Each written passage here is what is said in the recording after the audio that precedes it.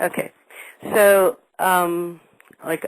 just to give you an idea today, Josh, I've got my landline, I've got my U.S. cell phone, I've got my Canadian BlackBerry, and I've got my Skype and email on, okay, and everything is buzzing at once while we're talking. Okay. Now, where were we? We were talking, oh, yeah, the box set. Okay, yeah, the box set's going to be cool. And then we'll have, a DVD with more cool stuff, more photos from Chimodu's collection, which is amazing. And then something that I'm totally excited about that's absolutely brand new that we're developing for the DeathRow fans is a graphic novel that will both have, like, printed graphic novels and webisodes and ultimately take us into feature film and gaming called Hustle City, which will be powered by DeathRow music, and many of the graphic art characters in it will be the name and likeness of some of the DeathRow artists. Excited about that, and we're trying to invite Snoop to work on it with us because we think it's right up his alley. Right. He hasn't said yes yet, so Snoop, if you read this interview, call Lara.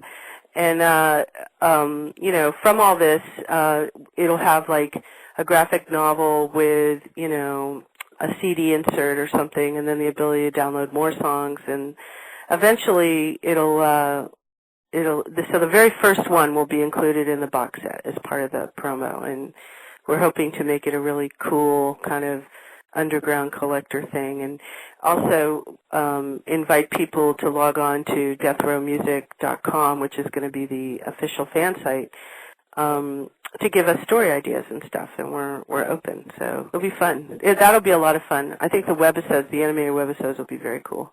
All right, that'll be something to look forward to. Yeah. All right, so moving on to Tupac, which is probably what most of the people that will be reading this interview are going to be interested in. How familiar are you with Tupac in general, both his personal life and his career as a musician? Well, it may surprise the fans that a 49-year-old Jewish soccer mom is a longtime Tupac Shakur fan, but I am, and I always have been, and by far, he's one of my absolute favorite rappers of all time. Although I think his candle went out way too early. Right. I was also a huge Kurt Cobain fan, living in Seattle and stuff.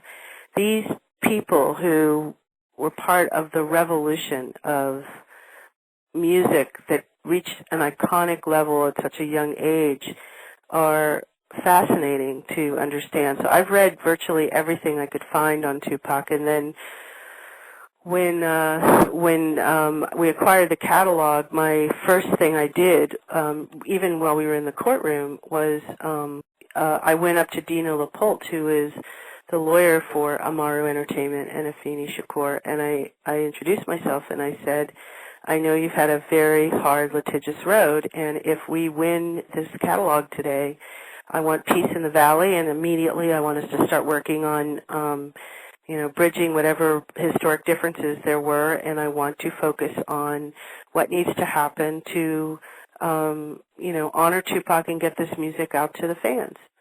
So she really appreciated that. I think it was a huge, huge help, and it allowed me an amazing opportunity to get to know Afeni. I took my son down to North Carolina. I saw where his remains are. I, looked at the photos. I was given even more books and memorabilia. I've spent the day with the Tupac Shakur Center, which was really special. And,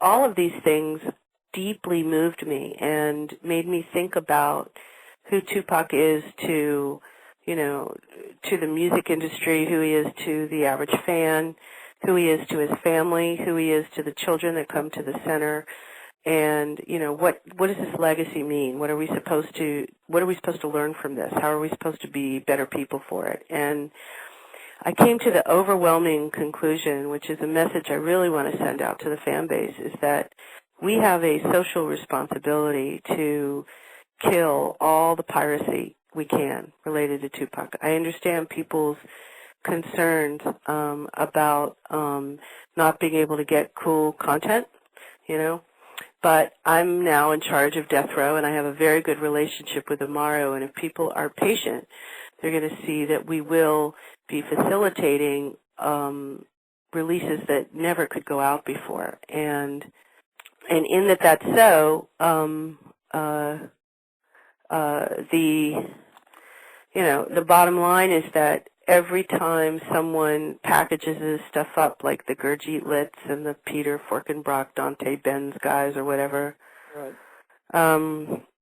then, they're taking money away from the center. They're taking money away from, things that are good. And, they're saying that this content isn't worth being held precious and dear. It should just become something trafficked in a black market, and they'll make money on it in exchange for saying that they're an Uber fan or something.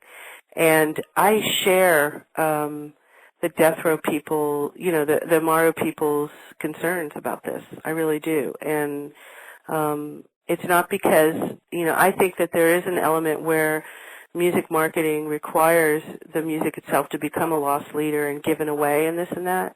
But these folks out there who are, packaging up content and buying it from people and saying online that they are, that they want to sabotage a Wide Awake Tupac release and all this, these are not fans. These are greedy, bad people.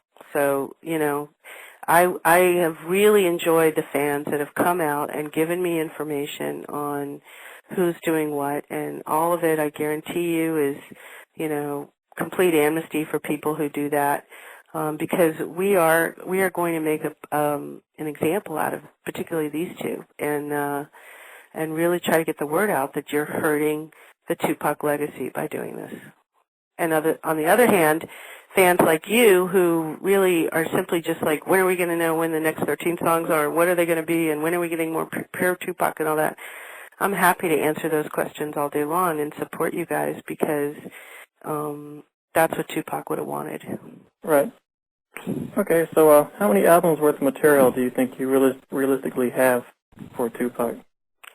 Well, there are at least